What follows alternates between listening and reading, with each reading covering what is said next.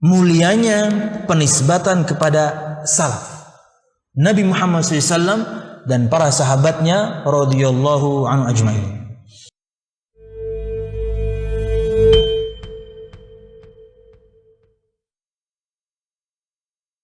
Assalamualaikum warahmatullahi wabarakatuh. Innal hamdalillah nahmaduhu wa nasta'inuhu wa nastaghfiruh wa na'udzu billahi min shururi anfusina wa min sayyiati a'malina. May yahdihillahu fala mudilla lahu wa may yudlil fala hadiya lahu. Asyhadu an la ilaha illallah wahdahu la syarika lah wa asyhadu anna Muhammadan abduhu wa rasuluh. Qala Allah Ta'ala fil Qur'anil Karim, a'udzu billahi minasy syaithanir rajim. Ya ayyuhalladzina amanu taqullaha haqqa tuqatih wa la tamutunna illa wa antum muslimun.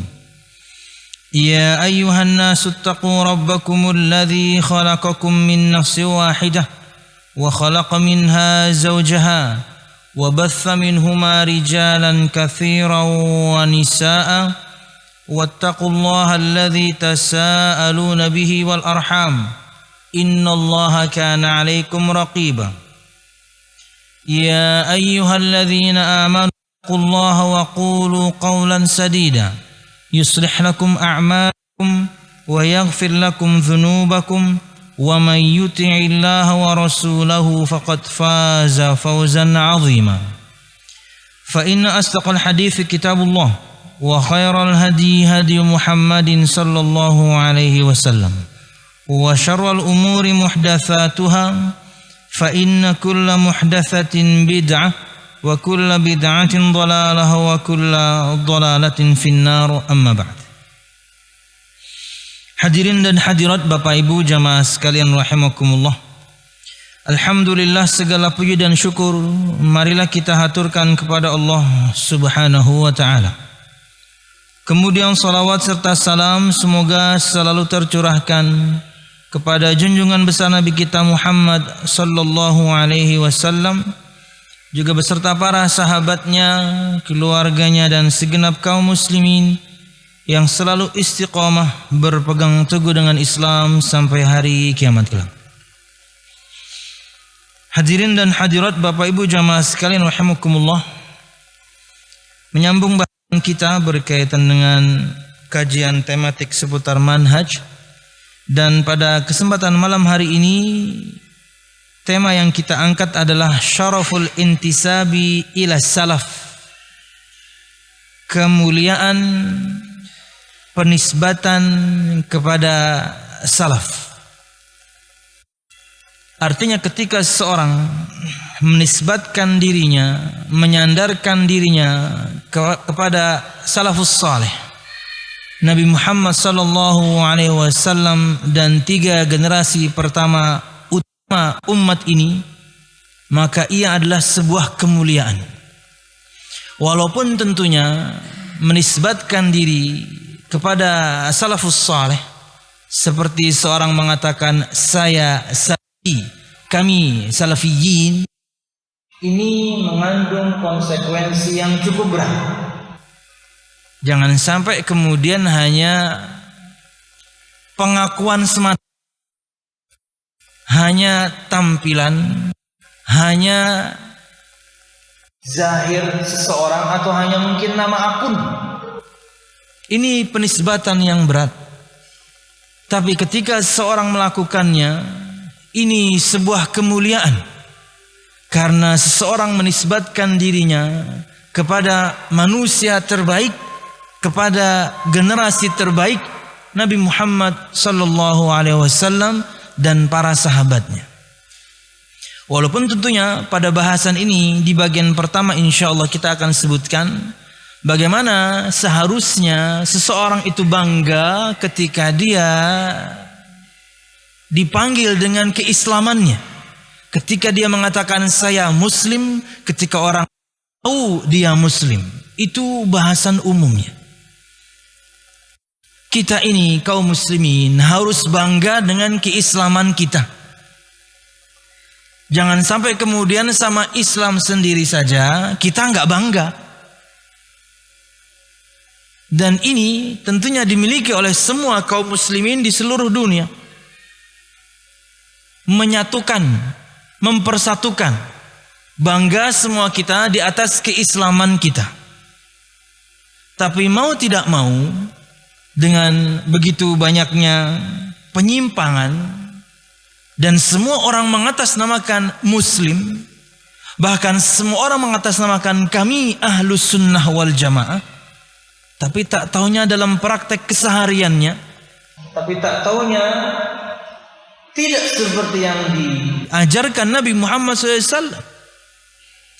Maka penisbatan diri kepada yang lebih khusus, kepada yang lebih spesifik, kepada salafus saleh Nabi Muhammad dan para sahabatnya, ini harus dilakukan. Jamaah sekalian rahimakumullah, timbul tentunya yakni satu pertanyaannya, apa saja sebenarnya penisbatan yang boleh dan tidak boleh? Sebelum kita bahas dalil-dalil yakni mulianya menisbatkan, menyandarkan diri kepada salaf. Di antara penisbatan diri yang boleh tentunya seseorang menisbatkan dirinya kepada negaranya. Boleh. Apalagi Anda misal, atau kepada kotanya juga boleh. Misalnya Anda yakni orang Banjar, tapi Anda kemudian misalnya menuntut ilmu di Jawa atau di Sumatera, maka penisbatan diri itu menjadi pembeda dengan istilah Al-Banjari misalnya. Atau ketika dia orang Jawa kemudian dia yakni sebaliknya ke Kalimantan, di ujung namanya Al-Jawi, itu boleh. Dan ini perkara yang lumrah, seorang menisbatkan dirinya kepada kota kelahirannya, dan para ulama pun kan demikian. Imam Al-Bukhari itu kan penisbatan sebenarnya, dia dari Bukhara, pecahannya Rusia lah. Kalau yang pernah haji dan umroh gitu ya, kemudian ada rutenya ini apa tuh, city tour, biasanya nanti ada ke Masjid Quba. Nah itu tuh anak-anak kecil tuh yang biasa jualan tasbih segala macam, itu dari Bukhara biasanya. Rada kayak Cina ada, tapi campur sama Eropa. Orang ya mirip-mirip orang Tajikistan, Dagestan, bukan Afghanistan. Afghanistan lebih ke kayak orang India. Ya seperti itu, yang tan-tan itulah. Jadi ada kayak Cinanya sedikit, tapi ada kayak Eropa atau Rusianya sedikit. Bukhari, Tirmidzi, Nasai, itu semuanya nisbat kepada kota kelahiran. Jadi itu perkara yang boleh. Atau kemudian kepada negeri dari mana Anda berasal. Kalau sudah keluar negeri itu akan muncul. Ketika kita menyebutkannya dalam bahasa Arab, ana Indonesi, saya orang Indonesia. Bahkan terkadang waktu di Madinah gitu ya, kita saling memanggil satu sama lain tuh dengan negaranya. Karena bisa jadi lupa nama. Hei orang Indonesia, hei orang Afghanistan, negara yang kita panggil. Ini perkara yang boleh. Sama juga penisbatan diri kepada salah satu mazhab boleh. Penisbatan diri kepada salah satu mazhab, saya Syafi'i, saya Hanafi, saya Hambali, boleh. Kenapa? Karena para imam mazhab itu rujukan mereka semuanya firman dan sabda. Yang tidak boleh itu adalah Anda fanatik. Betul, misalnya Anda mengatakan kami orang-orang Indonesia, khususnya misalnya Asia Tenggara, kami Syafi'i, kami pengikut Imam Syafi'i. Tapi di bab-bab tertentu, ketika di sana kita katakan Imam Syafi'i manusia, mungkin beliau di satu momen lemah pendapatnya atau tidak mengikuti jumhur ulama pendapatnya, maka kita nggak boleh fanatik. Pokoknya benar atau salah, dalam perkara yang berat atau ringan, perkara akidah atau fikih, semuanya saya hanya ikut Imam Syafi'i. Ini yang nggak boleh. Karena Anda, kata Syekhul Utsaimin, kalau sudah seperti itu, Anda menjadikan beliau seperti Nabi kalau begitu. Padahal dia tidak maksum. Ingat ya, penisbatan kepada mazhab boleh. Tapi ketika Anda fanatik, itulah penisbatan yang tercela jadinya. Ulun tidak katakan haram ya, lebih ke tercela jadinya. Wallahu a'lam bishawab. Nah, kalau misalnya penisbatan kepada mazhab atau kemudian lebih luas penisbatan diri kepada orang yang memberikan wala wal baroknya hanya kepada kelompok itu, ormas misalnya, partai misalnya, ini baru masuk kategori haram. Karena mereka benar Anda pasti dukung, mereka salah pun Anda dukung. Al-wala wal baroknya, bersikap siapa orang yang layak kita loyal kepadanya, dari siapa kemudian orang yang kita harus berlepas diri darinya, Anda nggak jelas. Ini terjadi biasanya di ormas, ini terjadi biasanya di partai, atau kelompok-kelompok sempalan Islam. Ya mungkin 72 yang diancam neraka itu. Maka ini penisbatan yang haram. Karena al-wala dan barok Anda loyal kepada mereka, tapi ketika mereka bersalah pun Anda tetap loyal. Bahkan kalau kasusnya partai gitu ya, salah pun tetap didukung. Kenapa? Dia orang partai kita, harus tetap. Nggak bisa kayak gitu. Itulah kenapa kemudian penisbatan kepada perkara-perkara yang demikian itu terlarang bahkan haram. Tapi kalau misalnya penisbatan kepada mazhab imam yang 4, itu ada detail. Selama Anda tidak fanatik, boleh. Karena para imam tersebut rujukannya firman dan sabda. Tapi kalau Anda jadikan si imam seperti seorang nabi, Anda salah. Walaupun tidak dikatakan misalnya sampai level haram, lebih ke tercela. Tapi kalau misalnya ke kota, penisbatan diri ke negara, maka itu perkara yang lumrah ya. Wallahu a'lam bishawab. Itulah yang kita ingin bahas. Mulianya penisbatan kepada salaf, Nabi Muhammad SAW dan para sahabatnya radhiyallahu anhu ajma'in.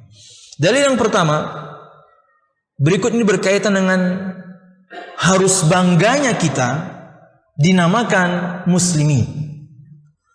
Yang bersamanya handphonenya dan ada aplikasi Al-Quran, buka surah Al-Hajj ayat 78. Surah Al-Hajj ayat 78. Allah Subhanahu wa taala berfirman, A'udzu billahi minasyaitonir rajim. Wajahidu fillahi haqqa jihadih. Huwa ijtabakum wa ma ja'ala 'alaikum fid din min haraj. Millata abikum Ibrahim.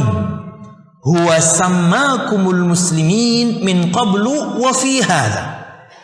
Liyakuna ar-rasulu shahidan 'alaikum wa takunu syuhada'a 'alan nas. Fa aqimus salata wa atuz zakah wa'tasimu billahi huwa maulakum. Fa ni'mal maula wa ni'man nasir. Yang artinya adalah, dan berjihadlah kamu pada jalan Allah dengan jihad yang sebenar-benarnya, tentunya dengan semua cabang dan macam-macam jihad. Dan tentunya salah satu di antaranya adalah, dan yang paling berat, berjihad, berjuang, mengerahkan semua daya upaya untuk melawan hawa nafsu.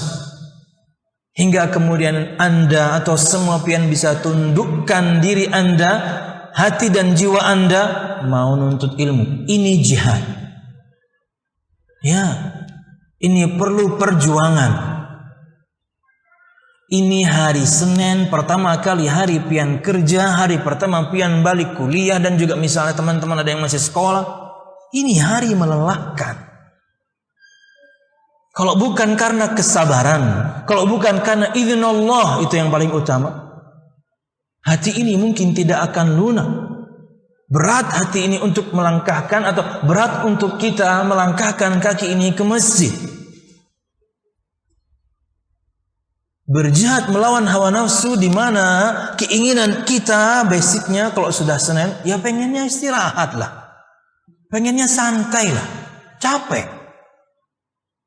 Tapi beda kalau misalnya kajian malam Jumat atau malam Sabtu. Itu beda semangatnya. Kenapa? Karena besok libur. Untuk yang liburnya Sabtu sama Ahad. Beda. Senin. Pengajian Senin. Dan alhamdulillah tetap bisa hadir. Ini jihad berat. Nuntut ilmu. Beda lagi kalau betul-betul jihad melawan orang-orang yang menindas. Tentunya kita belum di posisi itu. Wallahu a'lam bishawab. Dan berjihadlah kamu di jalan Allah dengan jihad yang sebenar-benarnya. Jangan separuh-separuh. Bismillah.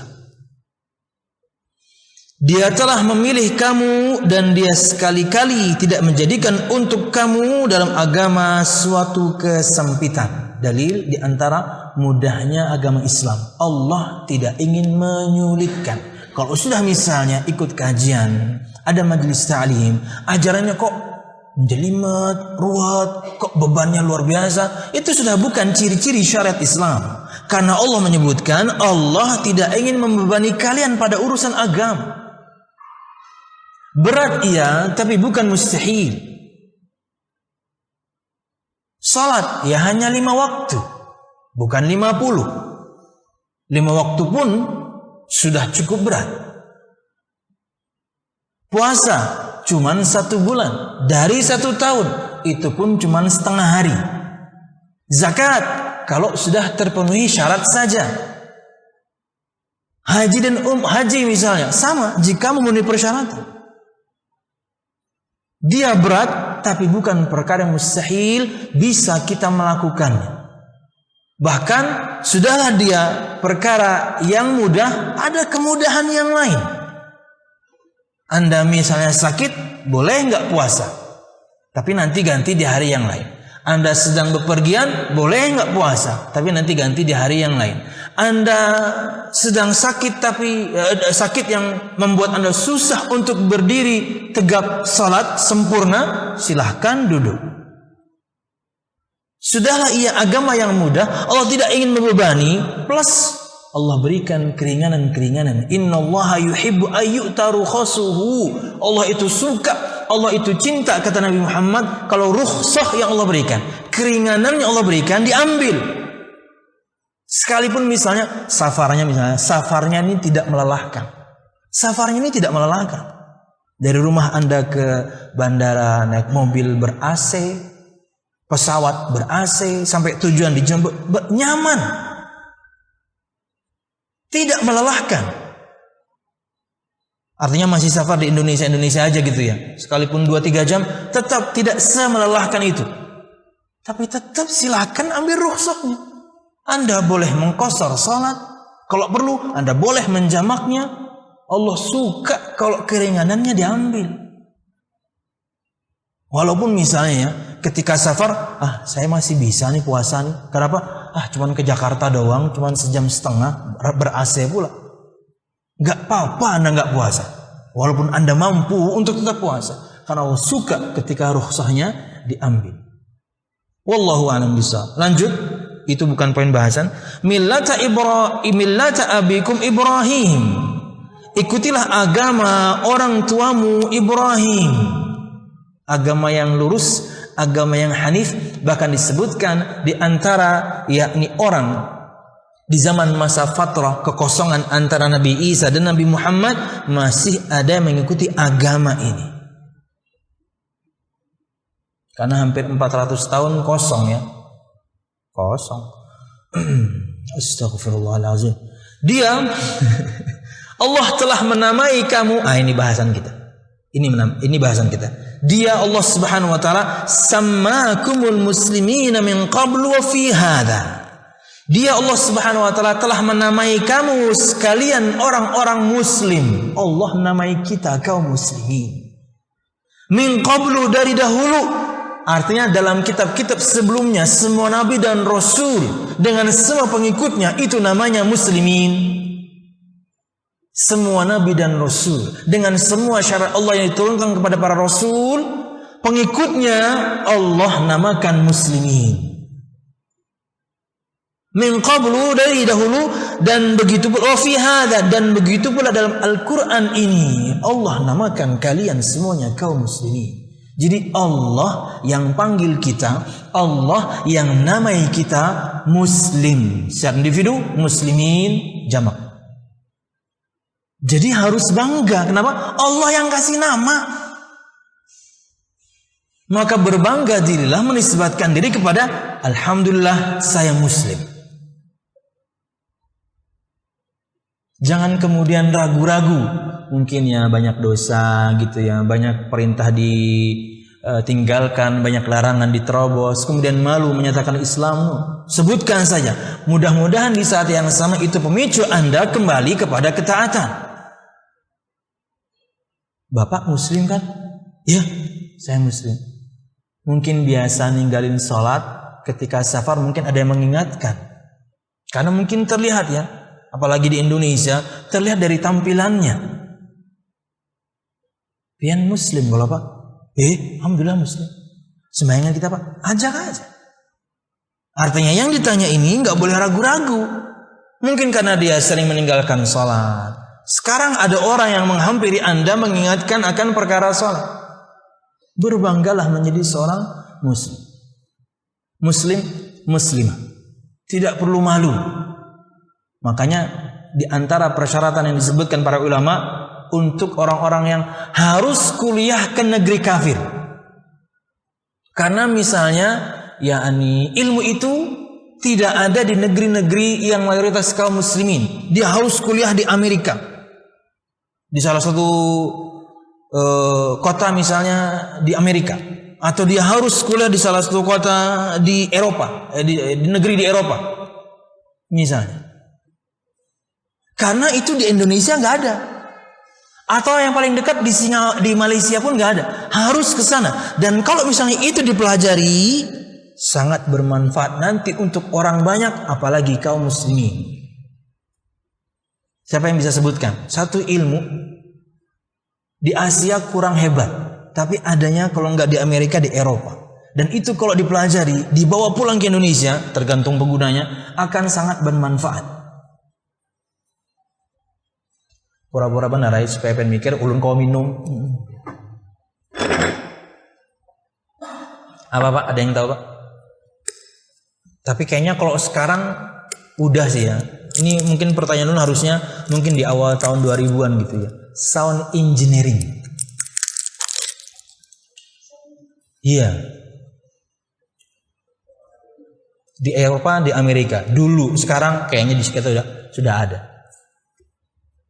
Antum tahu sound engineeringnya Masjid Nabawi?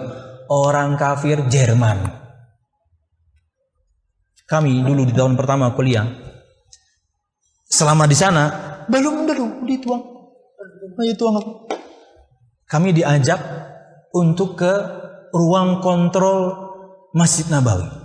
Entah itu kontrol suara, kontrol AC, semua pokoknya. Jadi kami diperlihatkan semua kecanggihan itu. Kan kita tahu ya di Masjid Nabawi, kita tahu kubah-kubahnya itu kan bisa dibuka ya. Itu semuanya sudah otomatis. Ketika AC kurang mengcover di satu titik tertentu dan di atasnya ada kubah, ngebuka dia. Akhirnya hawa dari luar masuk, nambahin. Semuanya otomatis. Sama juga dengan berkaitan dengan mic. Anda mau bahasa orang Jawa itu bengok-bengok, Anda teriak di situ, nggak akan bisa keluar. Karena sudah direkam padanya suara, hanya suara para imam. Pian kalau perhatikan imam Masjidil Haram, imam Masjid Nabawi, setiap sebelum jadi imam mesti berdeham. Perhatikan aja. Itu cek, ketika dia berdeham nyala tuh mic. Tuh sudah tanya teman-teman nanya, artinya siapa sound engineer-nya? Antum ulun 4 tahun di Madinah, nggak pernah dengar suara 4 tahun. Padahal pian tahu jarak tiangnya dekat, dan di semua di tiang itu ada 4 loudspeaker. Satu tiang itu minimal ada 4. Dan di Masjid Nabawi tiangnya itu ribuan. Tiangnya ribuan. 4 tahun. Dan setiap umroh pun nggak pernah dengar juga. Cek, nggak ada itu. Lo kata tawa di Indonesia, Ada lagi yang haratan imam suah juga kan di masjid al-musola tertentu. Alhamdulillahirabbil sound engineering penting ya. Oke. Bahasannya adalah para ulama kontemporer zaman kita sekarang memperbolehkan itu asal Anda bangga dengan keislaman Anda. Salah satu syaratnya, Anda harus bangga dengan keislaman Anda. Sekalipun Anda di negeri kafir, mayoritas kafir, bahkan mungkin dulu ya, kita bicara dulu ya, masjid nggak ada, adanya misalnya ruko dijadikan tempat sholat, azan nggak bisa keluar, jangankan dulu ya, sampai sekarang pun di Singapura azan nggak bisa keluar, azan nggak bisa pakai apa tuh, dikeluarkan pakai toadi, nggak bisa. Nikmat sebenarnya bisa mendengarkan azan itu. Cuman ya memang harus diatur juga ya. Jangan sampai jam 11 malam kekanakan mengaji. Wajah filahi. Waduh, kada jadi guring seorangnya. Allah.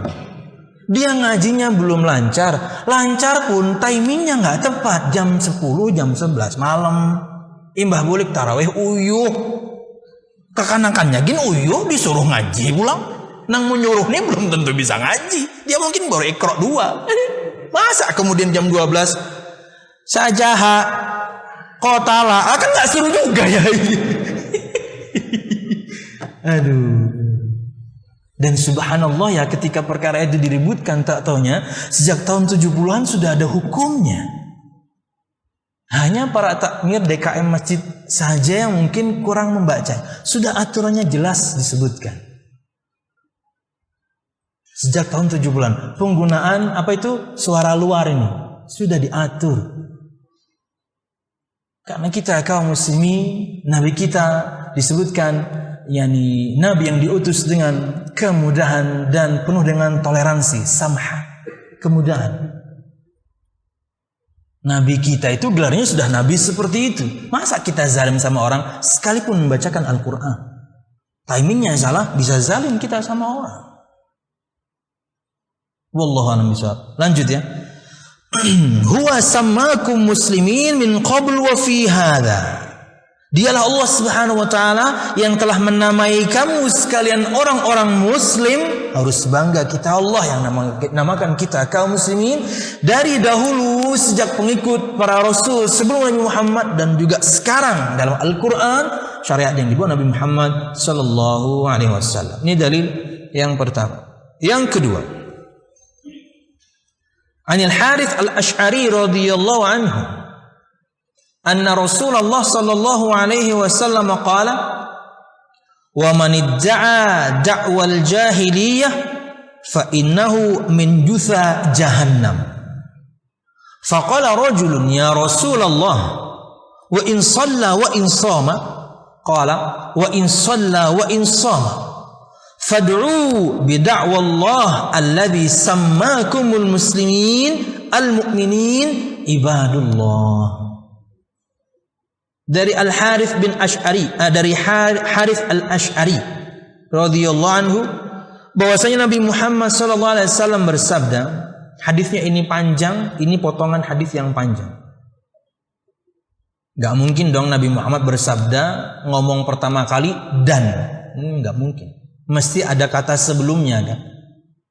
Dan barang siapa yang idda'a, mengaku-ngaku, bisa juga diterjemahkan dengan yakni menyeru atau memanggil. Dari syarahnya ulun bisa fahami bahwasanya bukan cuma mengaku-ngaku.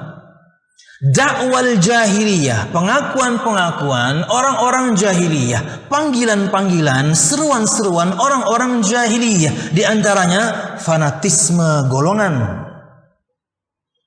Jadi ketika kita tadi hukum asalnya boleh menisbatkan diri ke kota, menisbatkan diri ke negara, tapi menjadikan kita fanatik hingga dengannya kita misalnya menolak kebenaran, maka jadilah tercela dia. Kata Nabi Muhammad SAW, barang siapa yang mengaku-ngaku dengan seruan, dengan panggilan orang-orang jahiliyah, maka sesungguhnya ia adalah di antara bangkainya neraka jahanam. Hadis-hadis yang nadanya seperti ini menunjukkan ia adalah sebuah dosa. Bukan berarti kebenaran orangnya itu nanti dibangkitkan jadi bangke. No, perbuatannya dosa. Nada-nada hadis yang seperti ini dan bisa dikategorikan dosa besar. Kalau ada ancaman modelnya seperti ini. Barang siapa yang mati dan dia tidak berbaiat, maka mati seperti matinya orang jahiliyah. Muslim dia padahal. Apakah kemudian dia dikafir? No, ini ancaman. Nada-nada ancaman dalam sabda-sabda Nabi Muhammad sallallahu alaihi wasallam. Artinya kita harus tunduk, patuh dengan pimpinan yang ada selama dalam ketaatan kepada Allah, tidak memberontak. Kemudian seorang laki-laki mengatakan, wahai Rasulullah, walaupun dia salat, walaupun dia puasa, karena ancamannya dia adalah neraka jahanam. Kemudian kata Nabi Muhammad SAW, walaupun dia salat, walaupun dia puasa, tetap ancaman neraka berlaku untuk orang yang memiliki fanatisme yang berlebihan, hingga kemudian menolak kebenarannya. Fad'u bida'wallah, maka panggillah, serulah, namailah dengan seruan dan panggilan Allah Subhanahu wa taala. Dialah Allah yang menamakan kalian kaum muslimin. Kayak misalnya kita tadi bahas menisbatkan diri ke suku, tapi dengannya kemudian menjadikan kita rasis. Sama keharamannya. Jawab, sini jawab. Itu kan seperti merendahkan manggilnya. Betura, nggak boleh. Ya akhil muslim, saudaraku sesama Islam, wudunya di sini. Kan bisa jadi orang kemudian datang pakai baju merah putih merah putih kan, kemudian berarti kan dari Madura ya. Madura, situ wudunya. Nggak boleh. Rasis Anda. Mereka punya keutamaan, semua kita punya keutamaan dengan semua suku. Ya Madura, ya Batak, ya Sunda, ya Jawa, dan suku-suku yang lainnya. Kembali kepada hadis sabda Nabi Muhammad SAW, fad'u bida'wallahi alladhi sammakumul muslimin al-mu'minin ibadillah. Maka panggillah, maka serulah dengan panggilan dan seruan Allah yang menamakan kalian muslimin, mukminin, hamba-hamba Allah. Allah kan dalam hadis-hadis qudsinya juga menyebutkan ya ibadi, hai hamba-hambaku. Ini panggilan keutamaan. Ya ayyuhalladzina amanu, hai orang-orang yang beriman, ini keutamaan.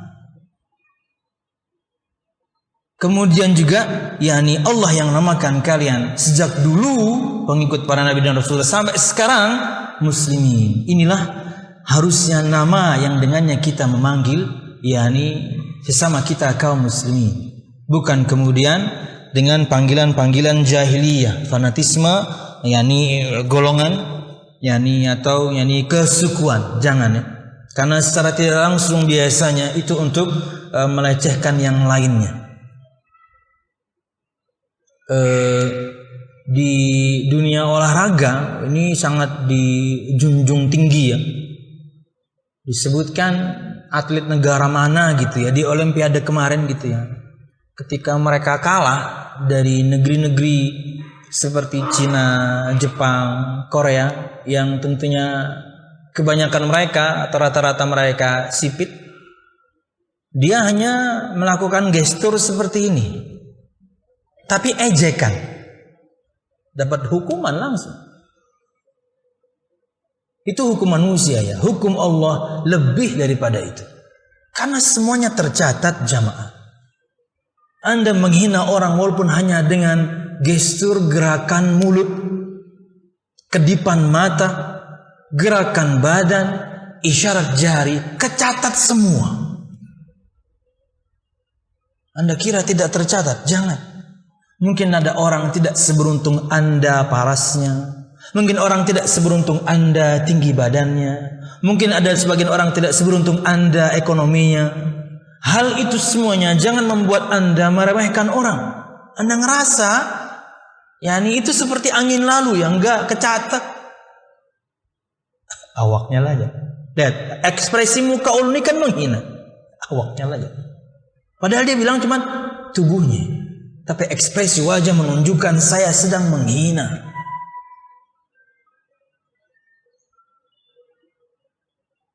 Bubuhan yang tuh aja. Mungkin ada orang satu kelompok, rata-rata mereka mungkin orangnya mungkin misalnya pendek-pendek gitu ya. Mungkin ada di satu negeri hobbit lah, ada hobbit lah ya. Bubuhan ngejek, padahal cuma dengan isyarat jari.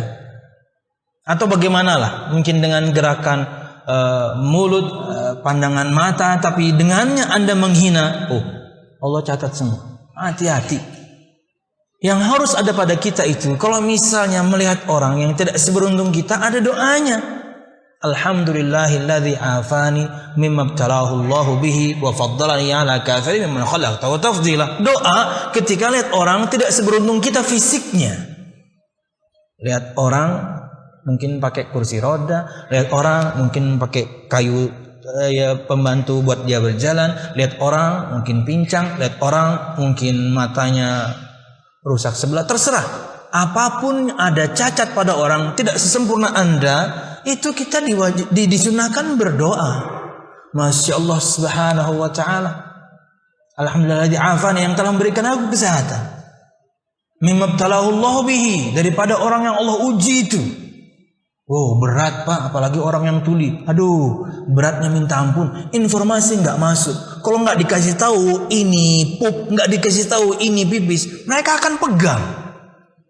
Mereka nggak tahu ini informasi tentang ini apa.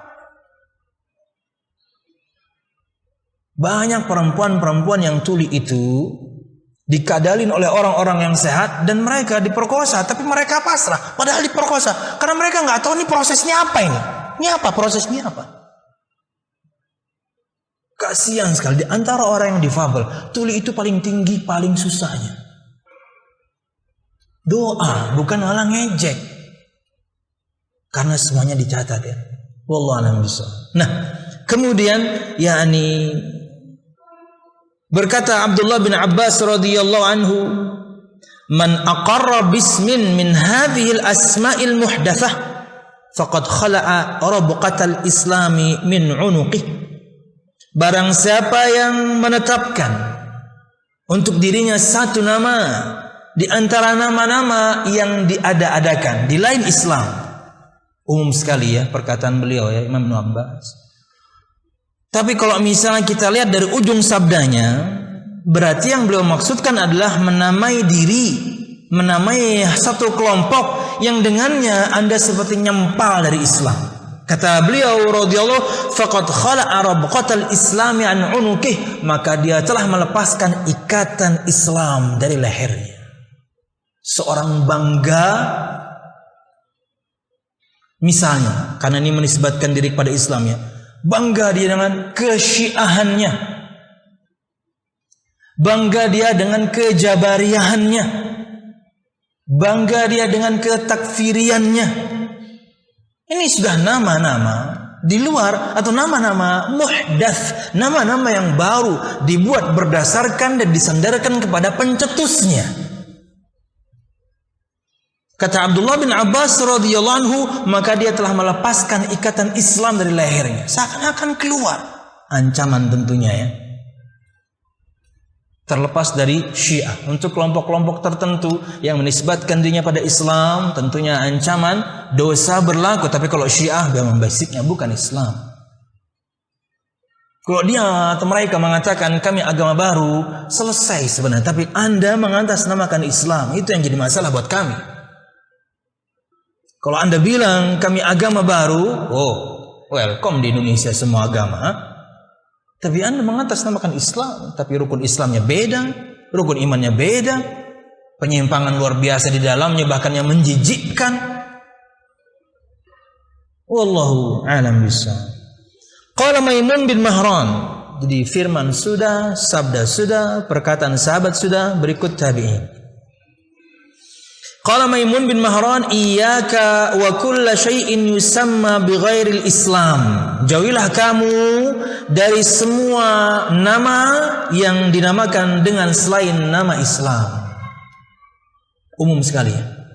Artinya seseorang menamakan sesuatu lebih Islami itu lebih baik. Walaupun tentunya situasi dan kondisi juga harus disesuaikan. Dulu pernah ikhwah kita pengen jual burjo, bubur kacang hijau dakwah sunnah. Kan nggak enak ya, di sininya nggak enak, berlebihan kalau kayak gitu. Kacang jaruk salafi, kan nyaman juga gitu. Iya, jangan ya dipakai buat produk ya. Biasa-biasa aja lah kalau yang seperti itu, yang umum aja, yang mungkin yang lebih membumi ya. Jadi ini sangat umum perkataan Maimun bin Mahran. Cuman sesuatu itu ketika dia lebih Islami akan lebih baik. Termasuk juga kemudian ketika kita menamai nama-nama anak-anak kita. Maksud dari Islami, nama-nama para nabi, nama-nama para sahabat nabi, istri-istri nabi, nama-nama yang kemudian bermakna doa yang bagus-bagus. Karena kata Nabi Muhammad SAW, innakum tud'auna bi asma'ikum wa asma'i abaikum fa ahsinu asma'akum. Sesungguhnya kalian akan dipanggil dengan nama-nama kalian dan nama-nama orang tua kalian, maka percantik nama kalian. Memperbagus nama anak kita, mempercantik, itu tugas kita sebagai orang tua. Karena dengannya mereka nanti akan dipanggil di hari kiamat.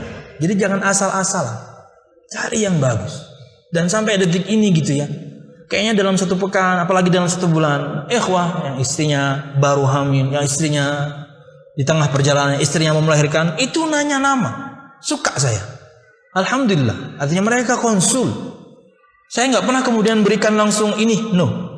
Antum punya stok apa? Yuk nanti kita bahas. Mesti jawaban saya seperti itu. Yang pernah nanya saya pasti tahu itu. Ustadz, saya merencanakan sama istri namanya ini. Kemudian kata sifatnya ini Ustaz. Kalau sifatnya double boleh nggak? Konsul, enak jadinya. Jangan kemudian asal ada di Quran. Fir'aun juga ada di Quran. Fir'aun Jahannam. Kemudian masih ada 3 perkataan para ulama saya ingin sebutkan, cukup insyaallah. Berkata Al-Imam Al-Barbahari. Nah, sekarang masuk pada bahasan lebih spesifik tentang salaf, tentang sunnah. Karena tadi umum, Islam, muslimin, mukminin, hamba Allah, ibadullah, umum sekali. Dengannya kita bangga, alhamdulillah. Berkata Imam Al-Barbahari dalam Syarh Sunnah, i'lamu anna al-Islam huwa sunnah wa sunnata hiya al-Islam. Ketahuilah bahwasanya Islam itu adalah as-sunnah dan as-sunnah itu adalah Islam.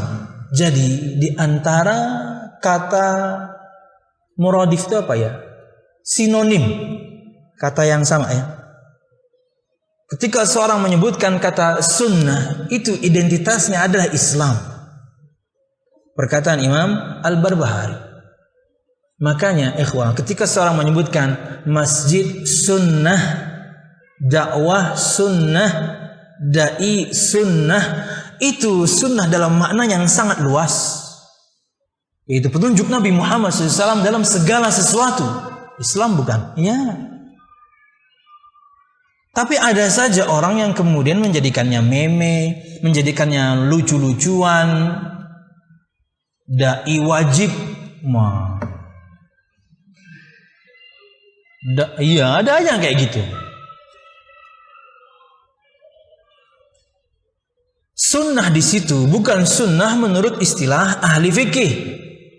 Hingga kemudian Anda menjadikannya banyolan untuk orang-orang yang menisbatkan dakwah mereka kepada sunnah, yaitu Islam yang sebenarnya, yang murni. Ya begitulah. Masih ada waktu sampai jam 8. Qala Al-Lalikai, berkata Imam Al-Lalikai, ini rada panjang, ulun akan baca cepat. Kullu man i'taqada madhhaban fa ila sahibi maqalatihi allati ahdathaha yuntasabu wa ila ra'yihi yustanadu wa illa ashabal hadith fa inna sahiba maqalatihim Rasulullah fahum ilaihi yantasibun wa ila ilmihi yastanidun wa bihi yastadillun wa ilaihi yafza'un wa bi ra'yihi yaqtadun wa bidzalika yaftakhirun.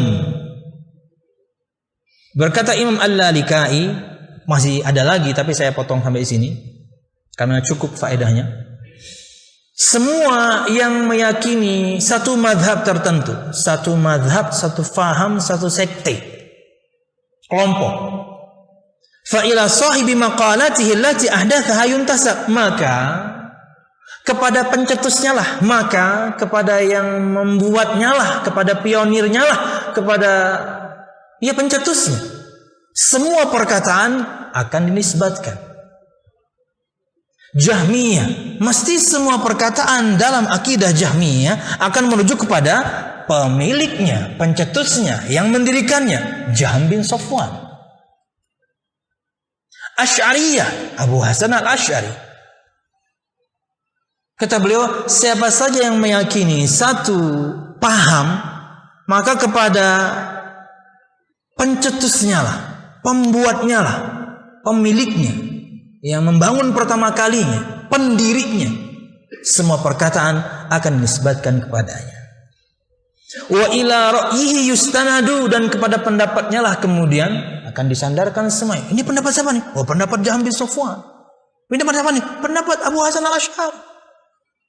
Kepadanya perkataan itu akan tertuju semua karena dia pendirinya. Kepada perkataannya juga kemudian orang akan menyandarkan perkataan mereka ketika di zaman sekarang. Ini perkataan siapa nih? Oh, perkataan Abu Hasan al-Asy'ari. Illa ashabul hadis. Berikutlah pengecualiannya. Kecuali ashabul hadis, para pengikut hadis Nabi Muhammad sallallahu alaihi wasallam. Tentunya para ulamanya ya, bukan kita orang awam. Fa inna sahiba maqalatihim Rasulullah. Ulama ahli hadis, perkataan mereka mesti merujuk kepada Rasulullah sallallahu alaihi wasallam. Bukan kemudian kepada pendiri kelompok tertentu, sekte tertentu, no. Ashabul hadis, para ulama hadis, perkataan mereka mesti rujukannya Rasulullah sallallahu alaihi wasallam. Fahum ilaihi yantasibun, maka mereka para ulama ahli hadis hanya kepada Nabi Muhammad menisbatkan diri mereka. Wa ila ilmihi yastanidun, dan dengan ilmu Nabi Muhammad mereka bersandar. Wa bihi yastadillun, dengan sabda Nabi Muhammad mereka berdalil. Wa ilaihi yafza'un, dan dengan sabda Nabi Muhammad mereka takut menyampaikan kalau kemudian itu sebuah kesalahan. Anas bin Malik, kata beliau, hafidtu min hadits Rasulullah SAW. Kata beliau, Anas bin Malik, laula anni akhsha an ukhti la uhaddithukum bi ahaditsa sami'tuha min Rasulullah sallallahu alaihi wasallam illa anni sami'tu yaqul inna kadhiban alayya laysa ka kadhibin ala ahadin man kadzdzaba alayya muta'ammidan falyatabawwa maq'adahu minan nar. Kalau saya tidak takut salah, yang ngomong nih sahabat ya, takut salah. Makanya arti ilaihi yafza'un, kepada Nabi Muhammad mereka takut menyampaikan sabda kalau salah. Hadisnya sahih, minimal hasan, masih takut dia ngomong. Abdullah bin Mas'ud itu kalau sudah mengatakan Nabi bersabda, pucat langsung wajahnya. Ini lagi seru nih misalnya nih ngobrol video, Nabi bersabda, langsung berubah. Kenapa? Takut salah. Ini ada orang di zaman kita bohong atas nama Nabi Muhammad subhanahu. Bahkan kata para tabi'in, saking takutnya para sahabat takut salah menyampaikan sabda Nabi Muhammad, kata para tabi'in ketika bertanya kepada seorang sahabat, mesti sahabat ini akan alihkan ke sahabat yang lain. Silahkan tanya sahabat fulan. Pindah si penanya ke sahabat yang kedua gitu lagi ngomongnya, silahkan tanya sahabat fulan aja. Sampai kemudian dia kembali kepada sahabat yang pertama. Apakah para sahabat kemudian menutupi ilmu? No, mereka hanya takut salah. Kata Anas bin Malik, Kalau bukan karena takut salah, sungguh saya akan sampaikan kepada kalian semua hadis yang saya pernah dengar dari Nabi Muhammad. Tapi saya takut salah. Gitulah juga kemudian para ulama hadis. Karena saya pernah mendengar Nabi bersabda, kata beliau, sesungguhnya berdusta atas namaku tidak sama seperti berdusta atas nama orang lain. Barang siapa yang berdusta atas namaku sengaja, persiapkanlah tempatnya di neraka. Ada spot untuk orang yang berani berdusta atas nama Nabi Muhammad SAW di neraka Allah Subhanahu wa ta'ala. Ilaihi yafza'un, kepada Nabi Muhammad mereka takut dalam penyampaian sabda. Hati-hati sekali. Wa bi ra'yihi yaqtadun, dan dengan pendapat Nabi Muhammad mereka mengikuti. Wa bidzalika yaftakhirun, dan dengan penisbatan diri pada Nabi Muhammad SAW, dengan itulah mereka bangga. Makanya judul bahasan kita Syaraful Intisab ila Salaf, kebanggaan kemuliaan penisbatan kepada salafus salih Nabi Muhammad itu sendiri, karena ini praktek para ulama ashabul hadis. Tapi ingat, disebutkan tadi di awal yang mukadimah, konsekuensinya berat. Tidak sedikit, hanya sedikit para ulama yang menyematkan as-salafi di belakang namanya, al-athari di belakang namanya, karena itu berat. Bolehkah? Boleh, gak ada masalah. Tapi ingat konsekuensinya, jangan sampai dengan nama itu, dengan penisbatan itu, Anda malah mencoreng sunnah Nabi Muhammad Sallallahu Alaihi Wasallam. Ngaran akunnya luar biasa bang, ada embel-embel sunnahnya, ada embel-embel al-atharinya, ada embel-embel as-salafinya, macam-macam. Tapi nang di follow-nya nang di komennya Karena bang lah lu makanya umma bener tapi pian paham lah, yang nggak perlu keterangan. Karena teman-teman tahu. Bayangin ya, Instagram, Facebook bisa catat aktivitas Anda. Mesin dia, algoritma dia, bikinan manusia dia bisa catat aktivitas Anda. Kemana Anda komen, apa yang Anda like, postingan 1 tahun yang lalu, 10 kemarin saya diingatkan Facebook postingan Anda 11 tahun yang lalu. Subhanallah. Selama itu saya sudah pakai Facebook ya. Sejak kapan sih Facebook? Iya kan, sejak 2007-2008 kan udah mulai Facebook itu. Apalagi malaikat para pencatat utusan Allah. Gak ada yang kelewat. Cuman Allah adil. Allah maha adil. Seorang akan diberikan kesempatan untuk membela diri. Adzalamaka hafadhatil katabatil hafidun, kalau tidak salah ya. Silahkan cek buku catatan amal. Apakah para petugas para pencatat amalku, kata Allah, menzalimimu? Ada nggak mereka mencatat satu amalan kamu nggak lakukan? Mungkin karena malaikat, yakni ini sifat ya, bukan nama ya. Mungkin malaikat raqib atid, ini sifat bukan nama. Yani mereka bete gitu ya, nurah maksiat terus banyak mana, pasti besok maksiat pulang, tulisnya udah dahulu aja. Nah, kan nggak gitu. Gampang ya Pak, tulisnya gini, mau maksiat pulang, tulis enggak. Bahkan ketika seorang bermaksiat kepada Allah, mereka akan tunggu setengah hari, baru mereka torehkan dalam hadis yang sahih dalam Sahihul Musnad, Sahihul Jami. Perbuatan baik itu langsung dan dilipat gandakan. Perbuatan buruk itu cuma 1, tapi itu ditunggu setengah hari. Itulah kenapa kita butuh sama sholat. Kita yang butuh sama sholat. Karena jeda 6 jam itu tidak terjadi kecuali subuh sampai zuhur, isya sampai subuh. Subuh sampai zuhur mungkin kita di pekerjaan. Isya sampai subuh mungkin kita tidur. Tapi dari zuhur sampai isya itulah momen di mana kemudian mungkin kemaksiatan banyak akan kita hadapi. Ketutup semuanya dengan sholat. Kalau kita salah, nggak jadi mereka catat. Kita yang butuh dengan sholat. Dikit lagi ya, 5 menit. Dan terakhir perkataan Syekhul Islam Ibnu Taimiyah. Kata beliau, la aiba ala man azhara madhhab as-salaf wa intasaba ilaihi wa'taza ilaihi bal yajibu qabula dzalika minhu bil ittifaq fa inna madhhab as-salafi la yakunu illa haqqan. Bukan perkara yang aib seseorang memperlihatkan kesalafan, madhab salaf, salafus salih, manhaj salaf. Enggak apa-apa. Bukan perkara aib. Jangan kita kemudian yang malu-malu. Berkata Imam Ibn Taimiyah.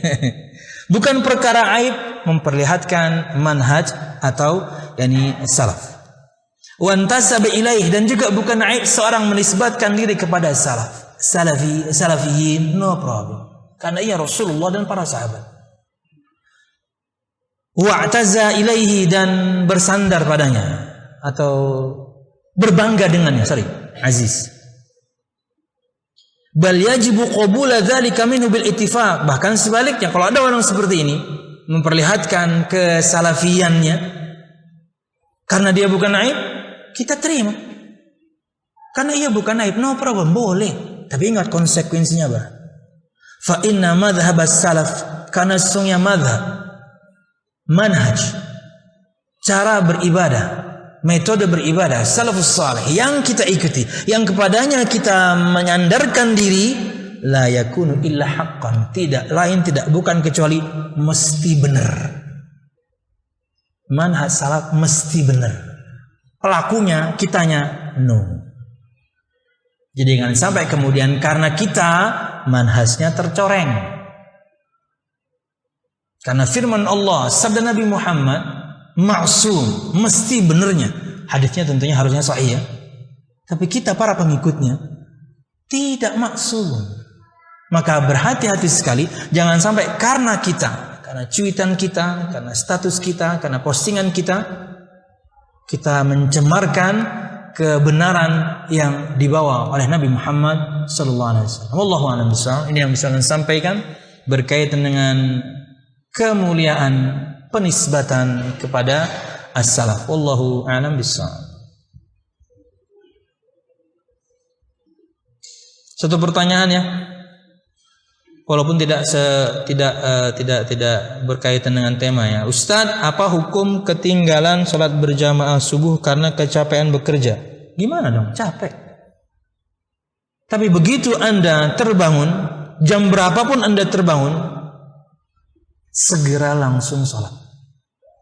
Man nama an salatin aw nasiyaha falyusalliha idza dzakaraha. Kata Nabi Muhammad, barang siapa yang tidur dari satu salat atau lupa. Ada orang lupa dari satu salat? Ada. Itulah kenapa Nabi Muhammad bersabda, pian kalau biasa salat 5 waktu kayak gini, kemudian di satu momen antara maghrib dan isya Anda harus ke rumah sakit, tiba-tiba harus ngurus ini, tiba-tiba mungkin ada kejadian apa, Anda isya bisa lupa. Karena Anda biasa di masjid. Kejadiannya sebelum isya.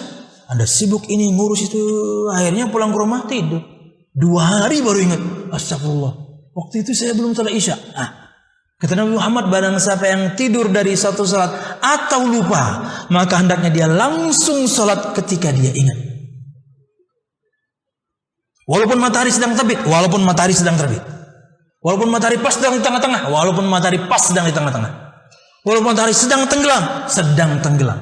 Waktu-waktu yang diharamkan kita salat, tapi di momen itu kita astagfirullahaladzim, 2 hari lalu saya belum salat isya, langsung ganti. Itulah sabda Nabi Muhammad SAW. Kita manusia, kita punya banyak salah. Termasuk diantaranya, seorang kalau sudah sangat lelah, sangat capek, bisa bablas. Itulah keutamaan orang yang punya pasangan ya. Dia mungkin bablas, tapi pasangannya mengingatkan. Ini buat yang jomblo ya, lakasi. Ustaz, ulungi teteh terlambat terus subuh ya. Kerja yang menggunakan ya. Alasan aja, memang malas aja lu. Menikahlah ya, sesadangnya. Covid sudah para kuntung. Tahu aja bacaran. Wallahu a'lam bishawab. Barakallahu fiikum. Subhanakallahumma bihamdika asyhadu an la ilaha illa anta astaghfiruka wa atubu ilaik. Wassalamualaikum warahmatullahi wabarakatuh.